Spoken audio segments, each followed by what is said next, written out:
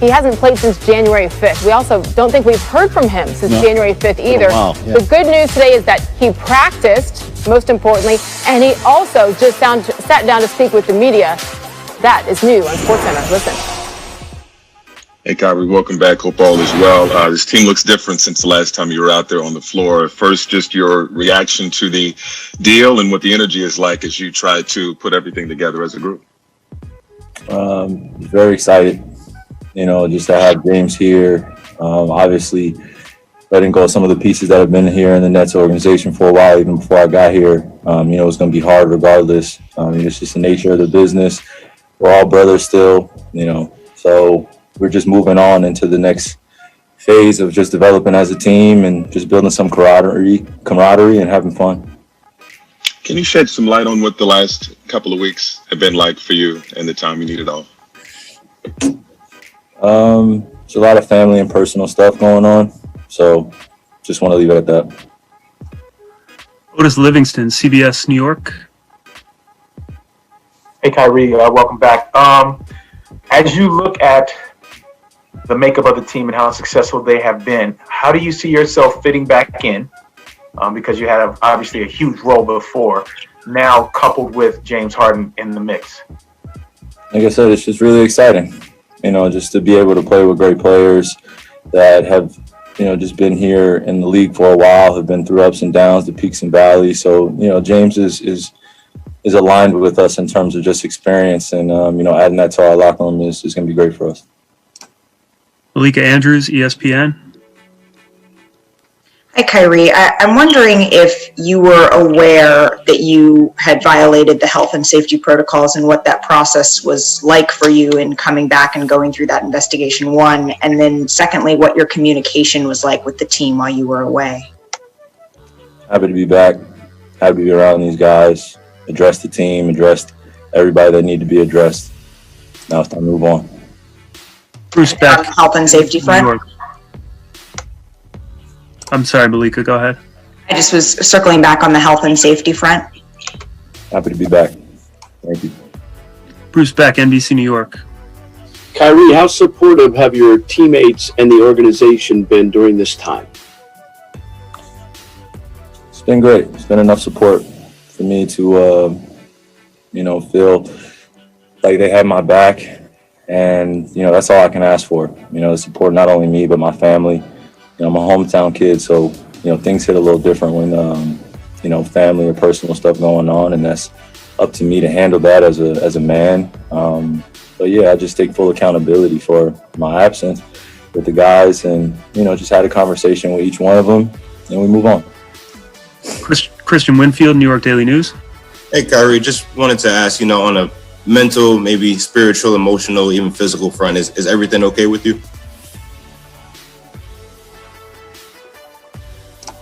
Greg Logan, Newsday.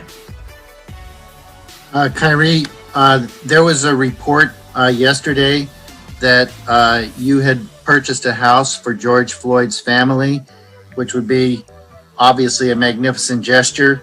Can you confirm that and discuss what went into your thinking on that? It's a team effort. Just want to continue to fulfill our purpose in serving a lot of the underserved communities. Those don't necessarily get, the same attention from just others around. So just trying to do my part. Selfless service, that's all. Alex Schiffer, The Athletic. Hey, Kyrie, welcome back. While you were away, were you able to regularly work out? And if so, did you have access to a gym or was it home workouts? Just what was your conditioning like while you were away? No, it's just at home, man. Just working out. Brian Mahoney, Associated Press. Hey, Kyrie, a lot of stuff has obviously happened in the world the last couple of years. Has anything that's gone on made you change your commitment to basketball at all, minimize the importance of it? It's just a separation between what's going on here, when I'm playing professionally and what's going on out in the world. And if you don't create that distinction, then it's easy to feel the weight of the world while you're going out there and playing. So, I would be lying sitting here and saying I don't feel what's going on in the world, and nor am I paying attention to it.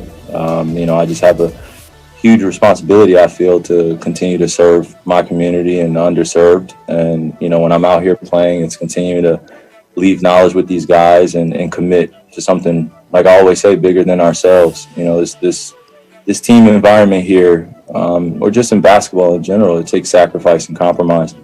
You know, and we got to come to an agreement and just stay balanced throughout this long journey. So that's all I'm trying to do. Ian Begley, SNY. Hey, Kyrie, I know that, you know, you said that why you were out was a personal matter and you're just leaving it at that. But I'm just curious, like, for the net fan out there who, you know, was living and dying with you guys and wasn't sure why you were not playing and was frustrated by that, you know, would you have any explanation to that, those fans, that fan?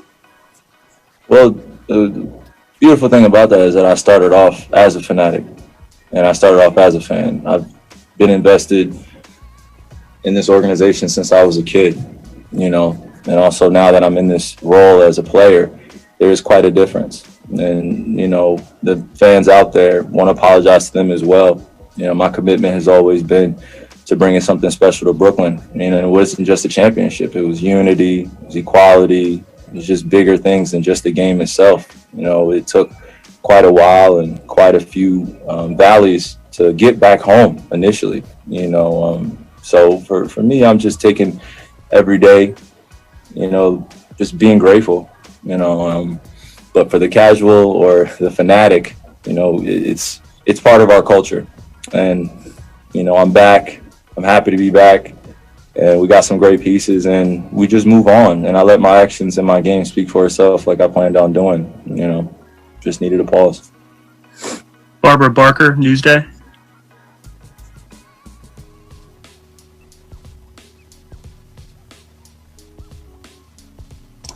All right, we'll move on back to Greg Logan with Newsday. Kyrie, two things. You know, we know that politically and socially the country has been fractured the last 4 years. What do you hope happens after this inauguration tomorrow?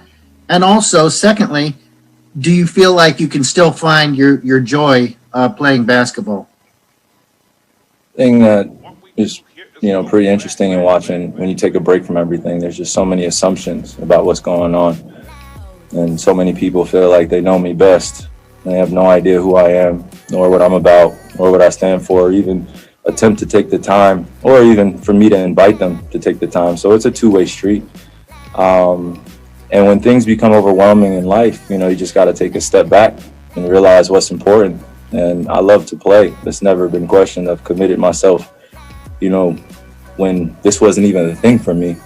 You know, I didn't really care about media, didn't really care about the fandom. All I cared about was just the ethics of the game and being taught the fundamentals. And now that it's become bigger and there's more of a responsibility that I have in this position I'm in, I'm grateful because I'm able to stand on this platform with others alongside of me that have sacrificed and are going through similar things. So I'm not alone in this. And, you know, that's just a big thing about also mental health, you know, just coming in and being balanced with yourself first and then being able to perform.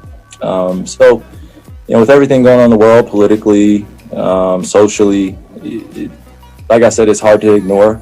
I want to make changes daily. You know, there are so many oppressed communities, so many things going on that are bigger than just a ball going in the rim. So for me, I just, like I said, it's just the balance of it, of knowing I can delegate my responsibilities off the court to people that I'm surrounded around that are for the fight and are fighting behind the scenes and in front in the lines. And, you know, like I said, I'm not the only one that's fighting, so I'm grateful to unify with others. And that's all I've tried to do. And on the court, the same way, just play with a smile, leave something that I've felt very dear to my heart with this game. And then, you know, whatever my legacy is after that as a person, that's all I really care about. That's good. Fascinating. Many topics covered there with Kyrie Irving. Some answers he decided to give, not too much when it came to the violations of the COVID protocol rules, etc. But hey, the good news is that Kyrie Irving practiced, and now he is expected to be back tomorrow night and Friday night when the Brooklyn Nets are in Cleveland. And this team is going to have no shortage of late game options when they've got all three together. Over the last 10 years, those players rank among the top 4 in the NBA in usage rate and clutch time. And usage rate measures the amount of plays the player took either a shot, turned it over, or went to the free throw line. So